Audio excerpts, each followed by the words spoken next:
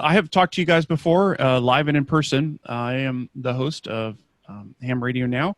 We have a YouTube site. I have a Squarespace, Facebook group, and through that, I met Jim Aspinwall, NO1PC, who's, I don't know where he is on your screen. He's next to me right here.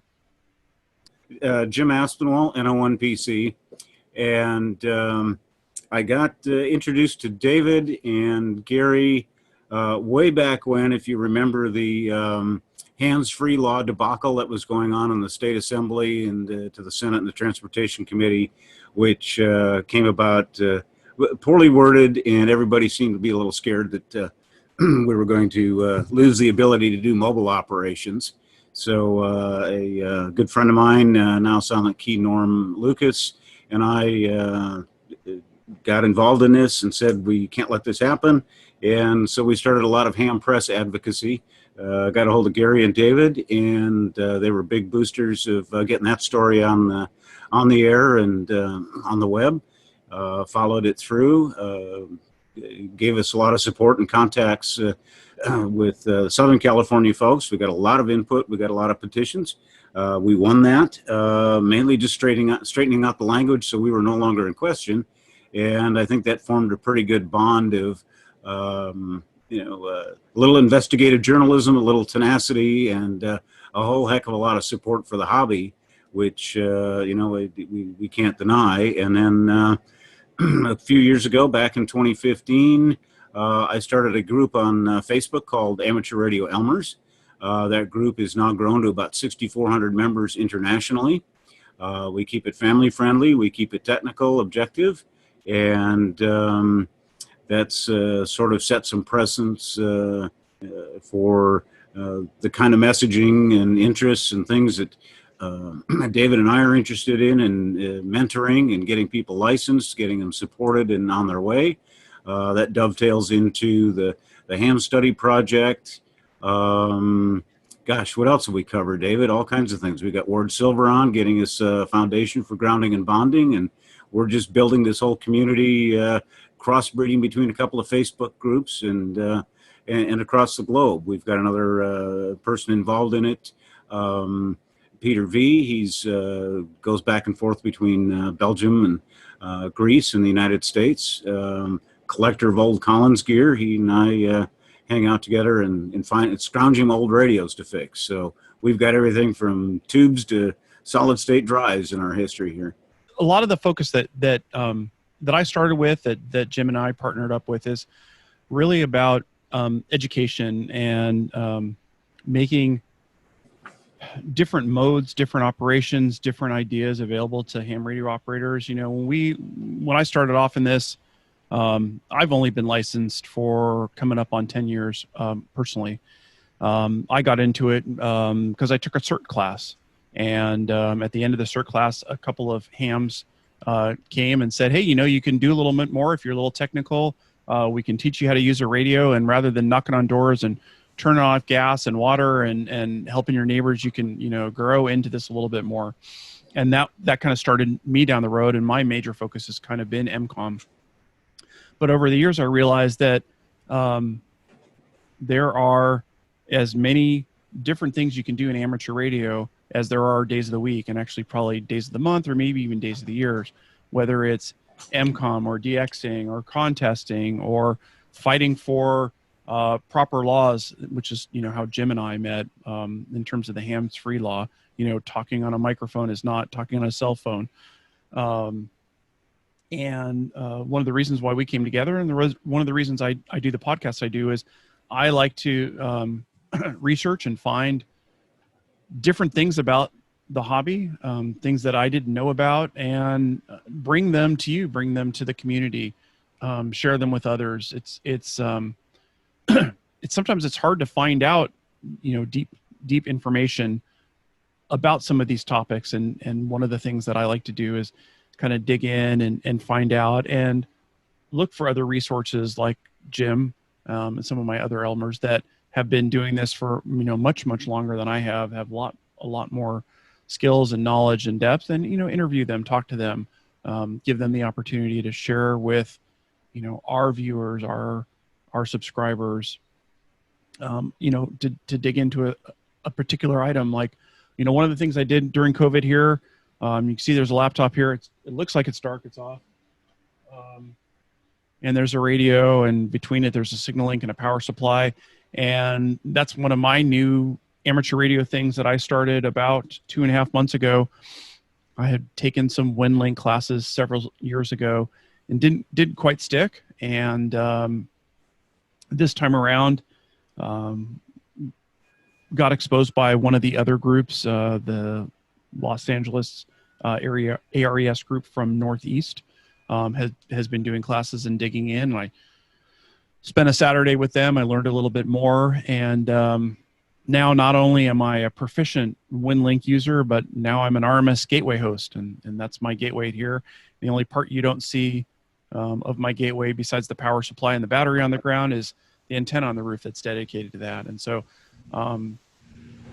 the thing about this hobby that I really love is that you can do something different almost every day if you're really interested and want to explore other things.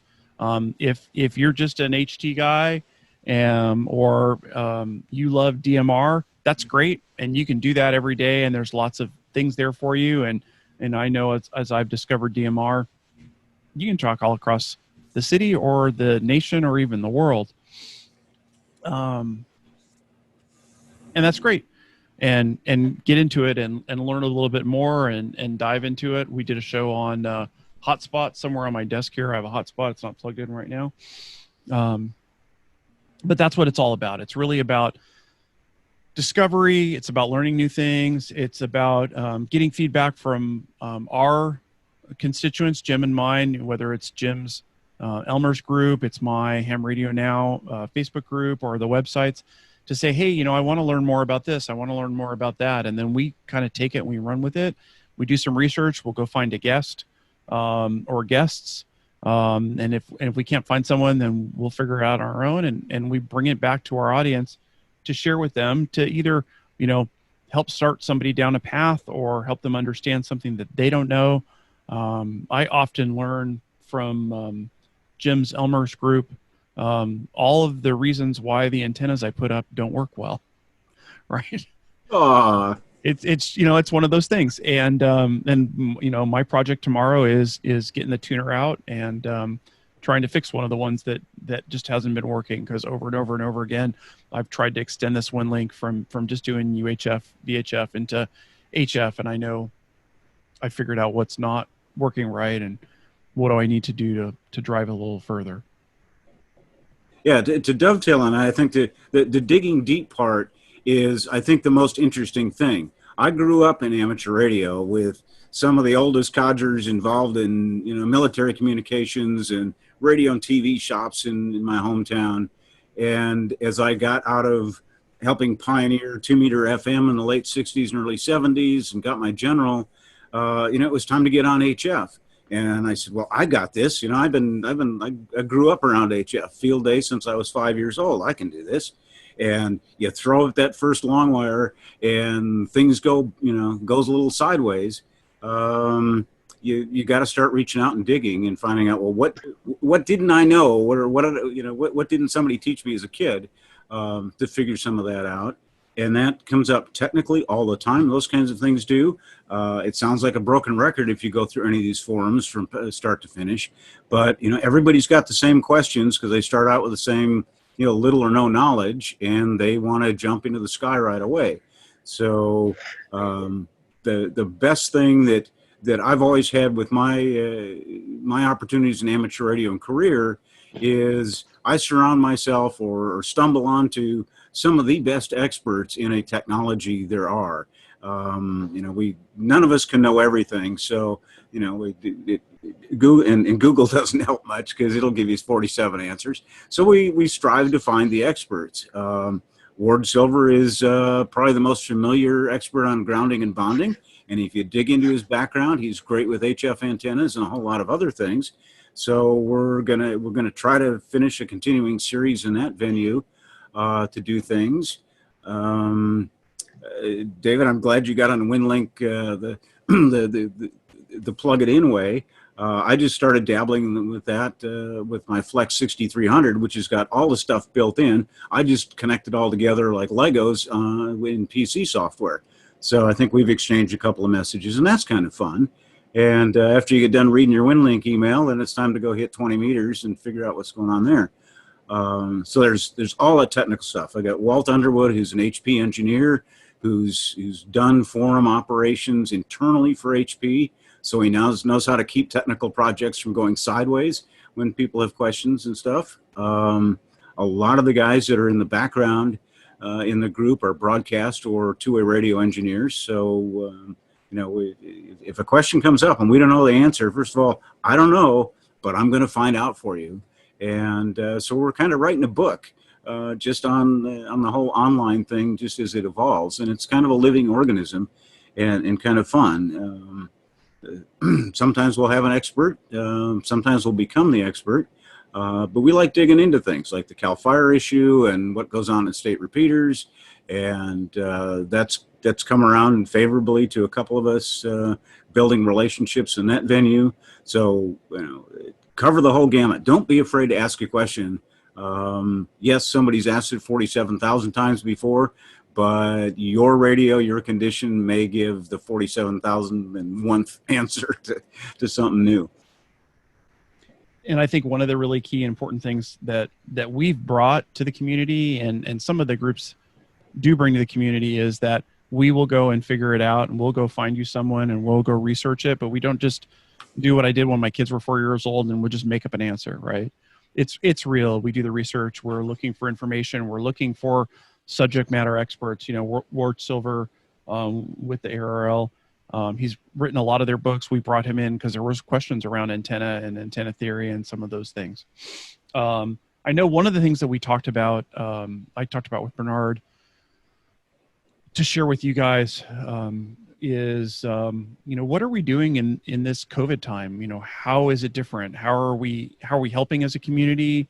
What is going different, with both, my group and Jim's group, and as well as some of the external organizations that we work with. I think that's really key. And I hope that some of what we've done in the last 6 months will help us form what we really do going forward. And I'll tell you honestly, it's been a little frustrating for me as a volunteer over the last 6 months because we have been shut out of, from an Aries standpoint. I am involved in Aries. I actually got a promotion during COVID. I'm now an assistant DEC. I used to be an EC. I've been an EC for almost 7 years now. But in Los Angeles, we serve hospitals and some other organizations as well. And because of the COVID threat, most of those organizations had said, hey, we don't want volunteers at our locations. It's too much risk.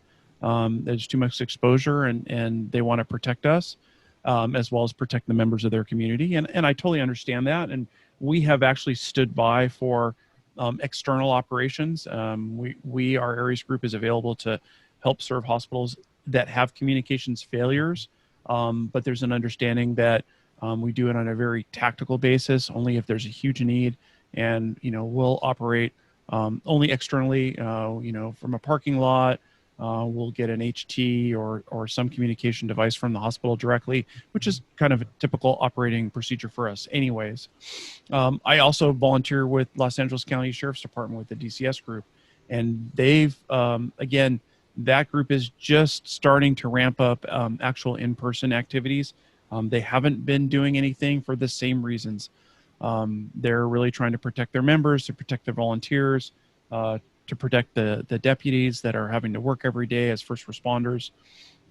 It has been hard. It has been difficult. And I've tried to turn it into, lemonade, and Jim as well. We've tried to educate. Again, part of the reason we got WinLink going is we saw an opportunity here where I know a lot of our members, a lot of our Aries members are either retired or close to retired. So why don't we bring them things that we can educate them? And we've been educating them via Zoom. We've we transitioned all of our meetings immediately. The first month, we started meeting via Zoom for our monthly meeting starting in April. And we've met every month consistently. And we've tried to bring educational topics to the groups. How to build a better station for home. You know, what kind of radio should you be looking at was a whole session. What do you do to improve your antennas was a whole session. We've been doing a lot of WinLink. We've been training lots of members on how to do WinLink, how to use those tools to speed up the service that we provide to our served agencies. You know, in a hospital setting, we may get a list of 25 things that they need from the central repository, and passing that over voice and having to spell phonetics can be effective but slow. But typing them into WinLake and being able to use spell check and sending that over RF is much faster and much more efficient. So we've seen that as an opportunity, and we've reached out and we've trained. I know the first class we had 40 participants, and the second set of classes we had 28. So there's, you know, almost 60 new WinLink operators in our area, and we opened it to all. It wasn't just the Aries folks. We had Aries, we had DCS, we had ACS, we had folks from all over the city of Los Angeles or Los Angeles County, as well as some visitors from outside, trying to bring them new things, expose them to new things. Field Day, that was another, you know, that tends to be one of those opportunities we have to show and highlight what we can do as emergency communication specialists. I bet everybody's field day was pretty different this year than they were used to. It was for me. I did actually get to go out in the field, but it was not the regular event we had. It wasn't a barbecue, and it wasn't 20, 30 people, and it wasn't sharing times and looking for a slot where I could get on a radio to try to operate for a little bit of time. It was a smaller group, but we did get out, and we wanted to operate because we wanted to keep the hobby going, and we wanted to see, you know, what was it we could do if we put 4 people together in a, you know, with social distancing in a limited space. I was surprised how much traffic I heard. I wonder from the group here, I know you guys have the ability to do a reaction and a thumbs up. How many of you actually participated in field day this year? Did you guys get out and do that? It looks like some of you did. I think that the greatest thing about that was we build our Go kits, and then we think, well, okay, it's in the back of the truck, but what if we're stuck at home? What if we are in that secluded, no travel area? The whole training, our Aries group here, we still conduct quarterly exercises, but they have changed to some in-person activity a little bit, just to get people out and check those battery boxes and things. But it challenges us to come up with a new way of interacting with all this information that comes from live agencies and live situations. And WinLink and Packet are very efficient ways. And I think because we've got some population that is more familiar with keyboards, you know, and you know, who knows? Maybe someday we're going to have an iPhone, a VHF UHF iPhone, and we can do messaging that way. We've got to think in, you know, new creative ways to interact with those agencies for them to get us traffic to pass on and us to get traffic into them. And if we can't be handing message forms around, then we have a little transformation of getting those message forms electronically into the EOC or into the situation rooms. So that's been kind of fun. And field day brought emergency operations to everybody's garage and their shack. Because you know, I'm always on 12 volts here. This station will run 90% of the station will run, and my repeater at the house, which is tied to CalNet.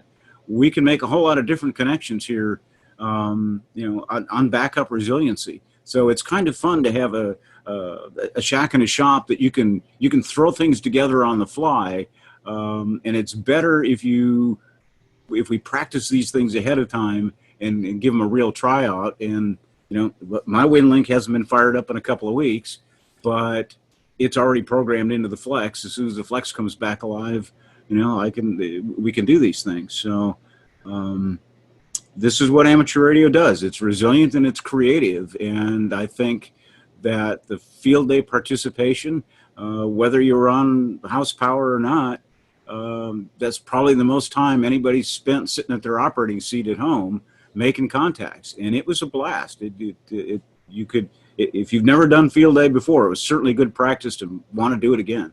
Yeah, the changes in the rules to allow home stations to operate and make contacts definitely kept things a little busy. And I know it was clear from where I was operating on a simple wire dipole in the Santa Monica Mountains that we could tell that there were stations across the nation that were big hitters, and kilowatts and more, and tower antennas. And the rules changed this year, and that was very different, where those stations could talk to anybody, and it did make it a little bit of a different kind of event. Did that hurt? I don't know. Did it help? I don't know. I know for sure, more than any of the 7 or 8 field days that I've worked previously, the 2 meter, 70 centimeter, even the 220 bands were just lit up here in Los Angeles, in the area. And it was hard to even make contacts at certain points. And I've never experienced that in the past. It's never been like that. So there were some things that came out of this that I thought it was positive. We had a problem, and, our organization thought, hey, well, let's pivot a little bit and see if we can still make this work. And I think it was successful. I think whether you work from home or whether you went out elsewhere, I think it was successful. We started talking about, Jim and I, and even our group as well, when the lockdown started happening, to talk about and discuss, well, what do we do for the amateurs out there? How do we help them out? And one of the things I thought right away was, here's an opportunity for everybody to upgrade their license. Now, I'm still at General. I've been working 50, 60 hours a week. My job has not slowed down. So I have not had an opportunity to do that for that particular item. But things like WindLink, things like improving antennas, things like I have cleaned up my shack twice during COVID, and that rarely ever happens. But we really looked at, like, how do we serve our members? How do we help them through the process? We pushed training, for the Aries groups and a lot of the other groups. You need to do a certain amount of FEMA training. The ICS courses, they're very valuable. So we're pushing those. It's key to know what you're supposed to do, when you're supposed to do it, how you're supposed to do it. We have done a number of drills. In fact, last weekend, we did a 3-county Aries, ACS, OC Cares, C Cares, which is Culver City Amateur Radio Emergency, the Aries group. We had over 140 participants in the 3 counties. Check-in last Saturday morning, and I know because I was net control and I took each and every one of their check-ins, which was a little hectic. We had over 90 WindLink messages done, and part of our goal with putting this activation together was, we've seen a little bit of earthquake activity. We know everybody's stuck at home, and we wondered, well, what would happen if we had a big one, if we really had yet another disaster this year. And I know if we think about the way this year has gone, it's hard to imagine we could have yet another disaster, but I guess it's possible. And we asked all of our operators. We called it lights out, and we asked all of our operators, assume that power's out. And our scenario was an earthquake. It was actually electrical fire, but it didn't really matter. Lights out. You need to operate 24 to 48 hours. Just at your home. Let us know local conditions. Please check in any ways that you can. We had check-ins, UHF, VHF. We had the WindLink check-ins. There were a couple of HF check-ins as well. We try to exercise all of the different frequency and modes that we have available, because we want our participants, we want our team members to have those opportunities to try it out when there isn't a disaster. And I've also been tracking, all across the country. There have been Aries groups and other volunteer ham radio operators that have been reporting different weather patterns. This has been a huge year for hurricanes, and there have been hurricane traffic nets up for several weeks now, almost like it's a continual thing, but they go from one hurricane to the other. And those are really important services that amateur radio operators will provide. We know what's going on. Somebody has an idea, and as the hurricane hits, we can get information, right from the ground, right from what they call the donut. On the ground after the hurricane goes through. There's no power, there's no lights, there's no communications. That's where we get to pull out our, when all else fails, T-shirts, and we can all put them on and say, hey, we can get that message out. Another thing that we've done, and I don't know how many of your operators or the folks with the group here have WinLink capabilities, whether you have it or not. There are opportunities to serve your community with the earthquake alerts. That's another thing that we've been working on. Mostly the Aries group in the Northeast, but I've done a lot of testing for them as well. The WinLink folks have incorporated a self-reporting form now, just like you can get if you go to the U.S. Geological Service website. When you feel an earthquake, the "Did you feel it now" is actually now packaged into WinLink. And if it was really truly the big one, and I had no lights, and I had no power, and I had no phone line and no other communication, I could get my battery-powered laptop and battery-powered radio up, and I can get online and report to the U.S. Geological Survey, hey, yeah, we did feel it, and yeah, we have problems here, and we have no power, and we have no this and that and the other thing. And those are the kind of services that amateur radio operators can provide, especially in Los Angeles County, where we worry about what are the effects of the earthquake. And as events like that happen, first responders want to know, was San Fernando bad? Was Winnetka bad? Was Canoga Park bad? Was Woodland Hills bad? Was West Hills bad? We can be the first ones on the ground when the shaking stops, whether we have that backbone communications available or not, to get in there and deliver that message so that the government officials and the served agencies have really, from the ground reports of real things that have happened. And that's really key and important. David, I want to add to that something that some people have been coming up with, you're probably familiar with it, called the Wilderness Protocol. Mm-hmm. And I'm wondering if we couldn't constructively help teach our neighborhood plus or minus CERT, which is variable in so many communities, but perhaps in our neighborhood organizations, at least use what we know about radio to help our neighbors have a little FRS talkie or something around on a neighborhood determined channel, and put out a hail for Wilderness Protocol. Are you okay? I'm okay. Is anybody out there? Anybody? Just to keep the neighborhood in communication beyond next door and Facebook. I think would be kind of an interesting grassroots outreach that will challenge us to know our stuff about ham radio, new ham or old. And I think that might address what brought up the Cal Fire Paradise notice to get out situation is, if we could come up with an emergency call radio thing like the Skywarn and the stuff we had for bomb alerts when I was a kid, and just have neighbors have that, some kind of radio service like that didn't go off unless there was something going on. Maybe we can help construct something like that. And it's something we can teach in Zoom. We can teach graphically. As training changes, this is where we have to learn to become visual storytellers, because we can't get in the same room with a soldering iron and a roll of wire and a bunch of tools and try to figure out and I do this a lot with Elmer's.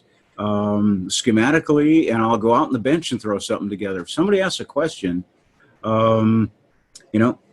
it's get Sketch It or something out and draw somebody a quick schematic and a little explanation, or get on the bench and take a half a dozen pictures of this is what this connector looks like, and this is the way Amphenol says to do it, or something like that.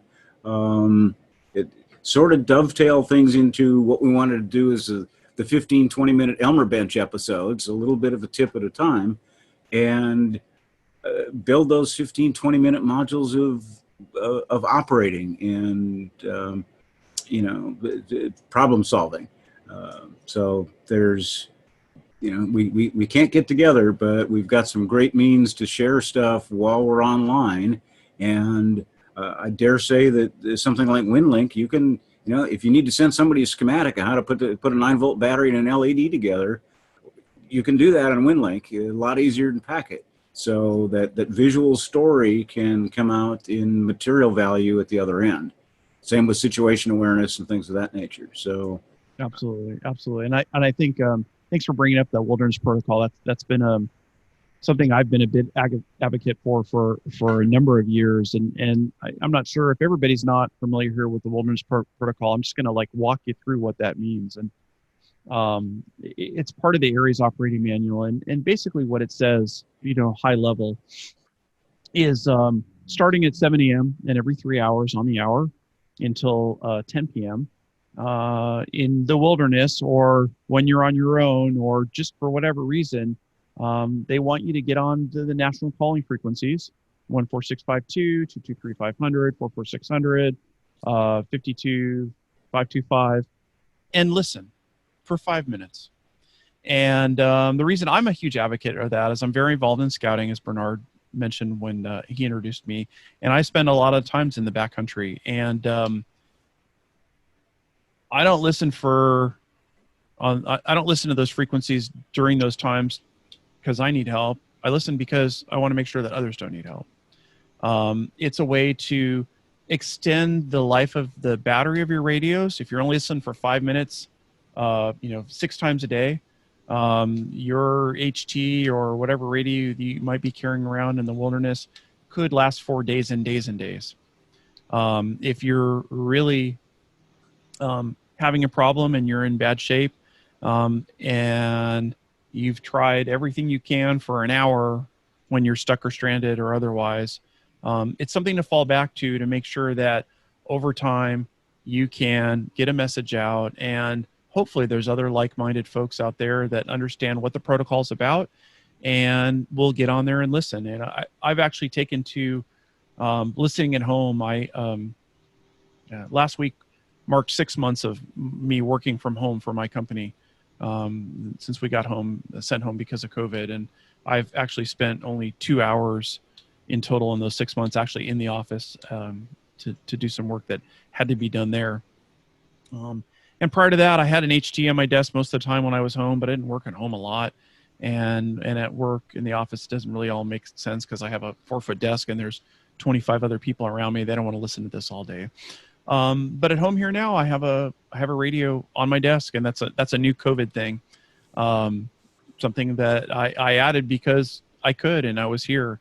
And it pretty much sits on all day, and I follow the Wilderness Protocol. One of the sides of the radio that's always on is 14652, and I haven't ever heard anybody call for help, but I'm ready. And I would ask, each and every one of you, when you take a hike, when you take a walk, hopefully you take your HT. I try to take mine pretty much everywhere I go. I've stopped taking it at the supermarket because I know my truck's outside. I can get out there if it's really necessary, and mostly I listen to my podcast or other podcasts while I'm there. But take your radio listen with you. Listen at the tops of those hours. You never know what's going on. Even though it's called a Wilderness Protocol, it can be useful and help us anywhere we are. You never know what kind of disasters might hit even our community. And getting on those radios, if there's no power, if there's no communication, if you really need to think about conserving your resources, at least at the top of those hours, starting again at 7 in the morning every 3 hours, turn those radios on those national calling frequencies. Even if you're, associated with a group that listens to a different frequency, you may have a simplex frequency you use, or you may have a repeater. Go to those frequencies, because that's where everybody who's trained should know to go to call for help or to listen to provide help if necessary. And I think that's an important, it's one of those things that we've talked about in our Aries training all the time. And I push it, and every once in a while we we'll do a drill around that. But I think it's a very useful thing. One of the other things we talked about, and I think it's going to be the topic not of this month, but our next month's Aries meeting is we do go bag meetings. Bring your go bag, bring your go box, bring your stuff. Let's share it. And we're going to do it virtual. We're going to ask people, bring your bag to your desk, bring your bag to your Zoom, and let's go through it. We'll pick a couple random folks to see what do you have in there. There's a basic list that everybody's supposed to have. But maybe I have something that's unique, or Jim has something unique, or Bernard, or Alex, or Dan, or any of the people on here may have something different that I never thought to include in my bag, and maybe I need to do that. Or maybe I'll have something that you didn't think about, or maybe you check it once a year and it's been a while, you're going to realize that, hey, your medication's expired, or the water leaked, or the batteries have corroded, or who knows what it is. But those are the kinds of things that we've tried to do during COVID to keep people engaged and energized, invigorated, because it's important. Otherwise, there's a lot of free time out there. There's a lot of other things you could do with your time, but trying to focus them towards amateur radio, kind of keep them going, keep them thinking about it, and keep them a couple of things with the go bag thing. And I've taught when I taught a communications module that was not part of CERT, because everybody wants to know what radio. So I brought a box of radios from FRS to commercial two-way stuff to everything you can imagine. A MERS job site radio you can get at Home Depot. And I went through all this stuff with folks in CERT to try and focus them in on the simplest thing they could do for communications before there was plans. And again, every group is different. And a couple of hints that I go through is like every year, at the change of time zones or whatever, and change your smoke alarm battery, is open that go bag once a month and grab that Ziploc bag full of batteries you kept separate from your radio. Don't keep them in the radio, important part, or you're going to destroy your radio.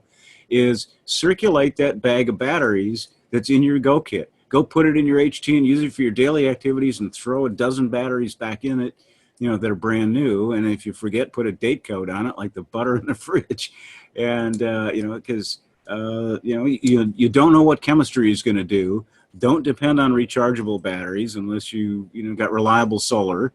And given the amount of smoke that we've had in the air for the last couple of months, I can tell you a lot of solar recharging did not happen because there just wasn't any solar.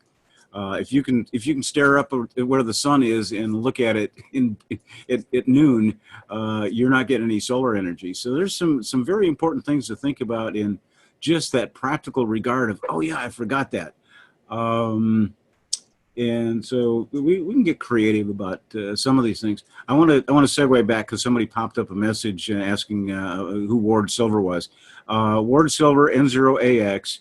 He's now a pretty prolific writer for QST, and wrote a book called Grounding and Bounding for the Radio Amateur, which everything in that book is available on the interwebs if you care to go find it. And I've amassed a lot of it on my personal webpage, and we share that a lot on, I share it with just about any amateur group who comes up with frequently asked questions about, I run this on 12 meters, something's bad. I run it on 10 meters, it's good.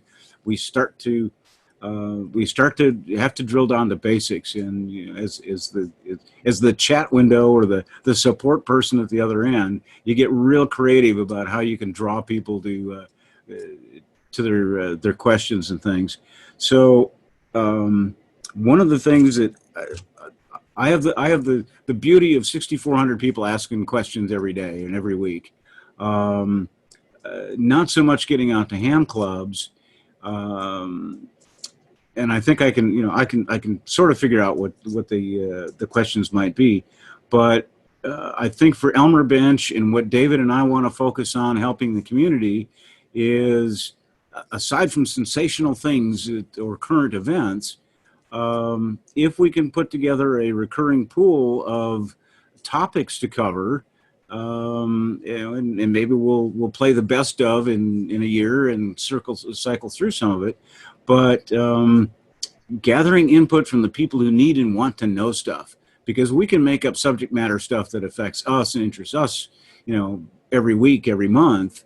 But unless we're helping, an audience or a hopeful audience, there isn't any audience at all, and we're just talking about ourselves. What are the things that baffle you most, or that somebody has told, an Elmer has told you, but it's just not working out in your shack? And let's help refine those kinds of questions, be it operating, go bags, mag mount antennas, J-poles, ways to help your neighbor. and of course, there's the always bizarre stories. One that just came up out of the UK, that every morning at 7 o'clock, a guy in the village turned on his old TV set, and the whole village lost their internet access for 4 or 5 hours a day. And it took him, 18 months to figure out that there's a different kind of TVI coming from this guy's set, probably tied to a weird antenna on his roof. So, RF issues can go both ways. We think we may be the culprit, or SWR or something is, but once in a while we get to look at our neighbors and go, hey, that light bulb you just plugged in your garage? Let me show you on my little walk around VNA or a video, what's in the atmosphere. And you never know. They may say, yeah, every time I go in the garage, the TV gets wiped out in the bedroom. You get to pull these things together and become that visual storyteller again. Well, and that's kind of those kinds of problems that you have, and big, small, or otherwise, is what those groups, especially the Facebook groups, are about. Pose a problem, ask a question. I can't figure this out. I have a challenge with this. I have a challenge with that. That's what those groups are for. And the most important thing for me is there's a lot of great people out there that want to share the information with you. My biggest thing for my show is finding great stories. And I'm sometimes challenged by that. Either I find a great product or a great idea, and I can't find somebody to talk about it. I'll reach out to groups, or I'll have groups reach out to me. The Long Island CW Club was one of the most recent shows that I did. There's a group in Long Island, New York, and they do CW, and they've been doing it for years and years. Long before this COVID thing was a thing, they were doing Zoom CW classes. They have folks from all over the world that join them. They have something like 42 different hour sessions every week now. Well, and to something like that, and I think, well, we can probably work some magic here, is I've got the okay of the CalNet group that we hold an ElmerNet. We have a weekly Wednesday meeting, which Bernard does a lovely job of control operator and bringing some trivia and some interest and spark to it. So you got to tune in every Wednesday night, because you never know what Bernard's going to come up with, and it's always something fun. But we were trying to think of an ElmerNet that could be reachable by Echolink and All-Star. And I hate to pick a technology. There was a group that's doing a kids net. It's a great idea. They got a great format for it and everything else. But join the kids net on technology XYZ node ABC. And I'm thinking, how many 8-year-olds have got their choice of DMR, Wires X, D-Star, P25, etc.? How do we, if we're going to do this on the air thing, how many different kinds of bridges of technology and complicated do we have to make this? Or how can we make it simpler? But at least I think we could start out with All-Star. And we have the technology to bring some of that, mix it into our audio situation here. And I think it'd be kind of fun to have an all parts interactive visual network that's on the air for those people that want to be on the air. If they just want to listen, we do a ham radio now, ElmerCast, ElmerNet, whatever, and actually put some live stuff on the air here, and see what comes of it. I think it'd be kind of fun. So the fact that somebody had the initiative to start a kids net, I think is great. Hopefully it catches fire, and they will they will expand it beyond just a technology to access them, or they'll figure out a way to promote it and things like that. We're always trying to get creative and adapt to the times, and realizing that while we can use technology like this to really, really, really strengthen amateur radio, at some point we also recognize that when we really need it, this mechanism is not available.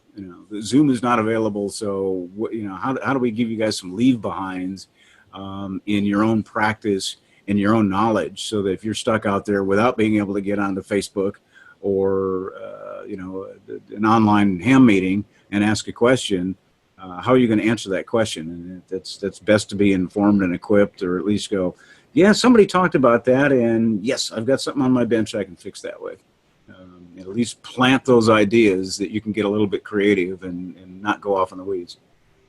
Absolutely. And one of the other things that again, we talked about and got reminded to me when I saw one of my first Elmers pop onto the call here, Norm Goodkim, K6YXH. Big shout out to you, Norm. Wouldn't be here without you.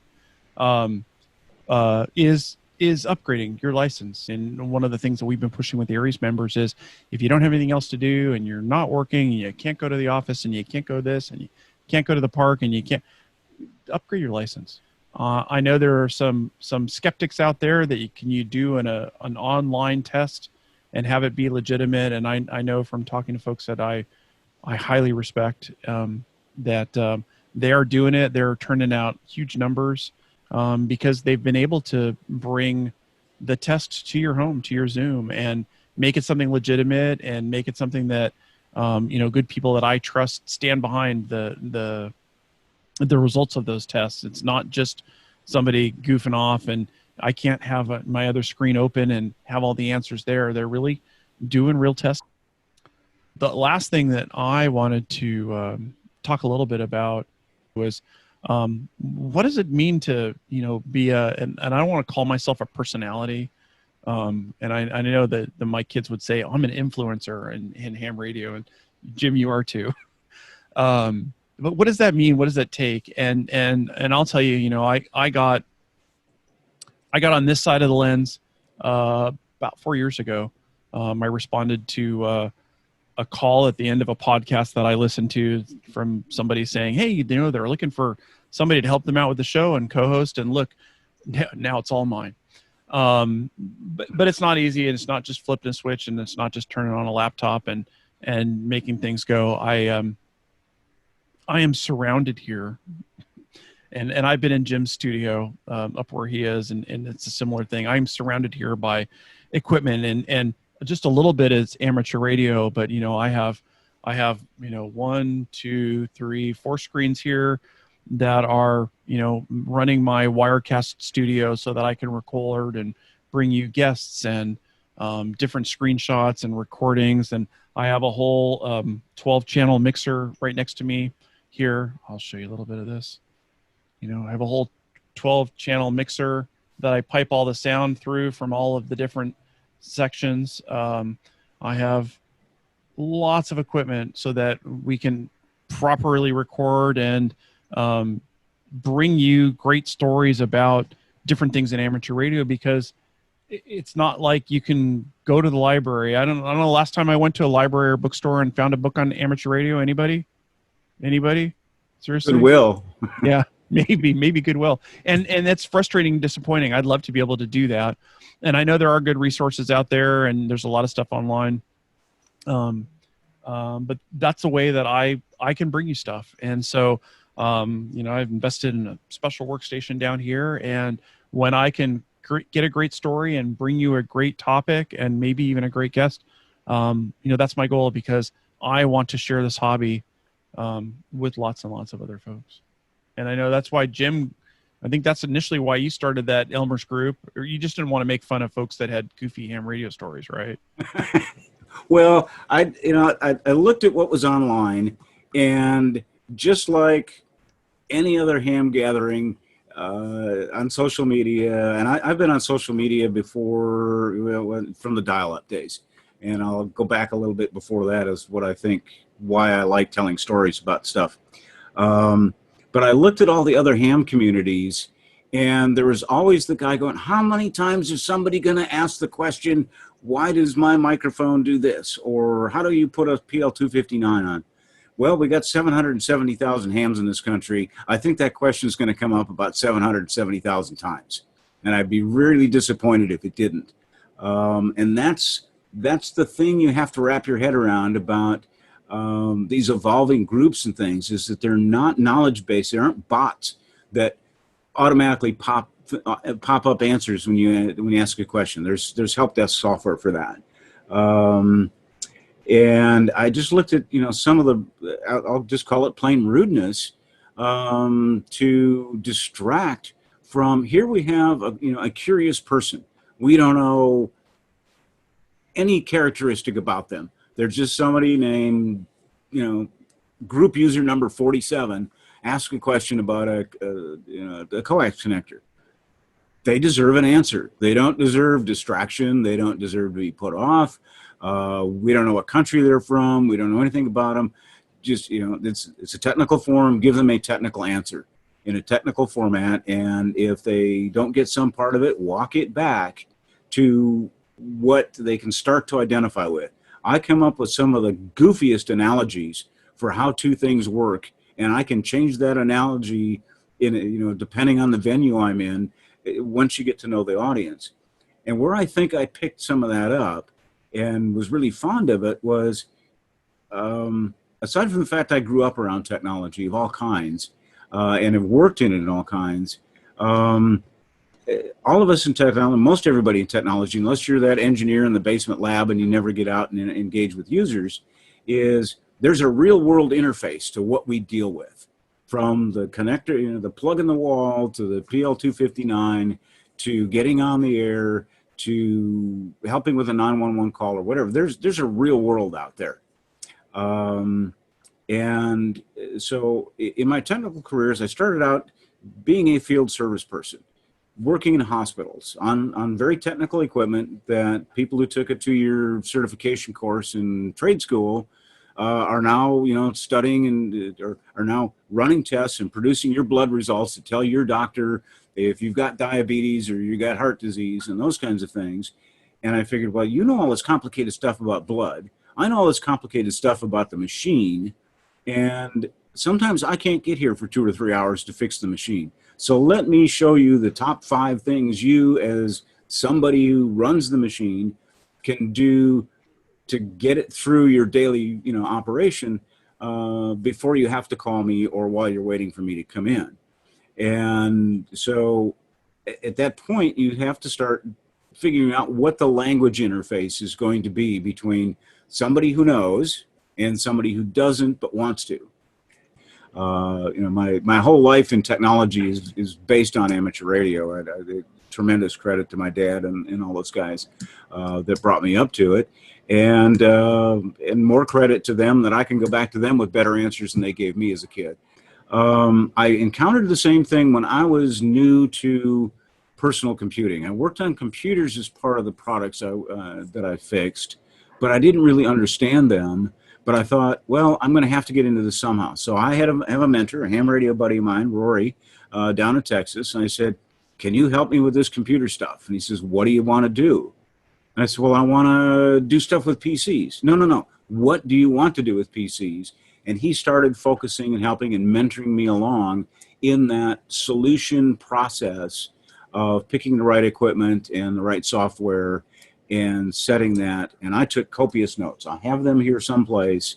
And after about a year of coaching, and I got it all accomplished, I said, we need to write a book about this. And he said, who's we? And I said, you and me, because all that stuff you taught me in this last year doesn't exist in Peter Norton's books, PC Magazine, Byte, you name it. I said, we got to write a book about what you told me. And we did. We wrote 3 or 4 of them together. We brought in a subject matter expert who was part of a large online computer forum on CompuServe and others. And as subject matter experts in what it took to build up a computer, we became storytellers multiple times in multiple different technical levels. And it was fun. And it was not just because somebody watches your show or buys your book or wants your autograph at a computer fair. It's because you help somebody out of the blue says, I know that book. You helped me. And that's what we do with amateur radio as a service. That's what we do, amateur radio operators to amateur radio operator. When we do what we do, or help somebody else do what we do, that's the greatest thing ever. And if you've got enough of that going on, you have a whole orchard full of, fruit to live off of. It's a great feeling to be able to figure out how to help people and realize that, 2 or 3 times a week, you might actually do that. All right. Thanks, everybody. 7-3. Thank you. Thank you all. Thank you, everyone.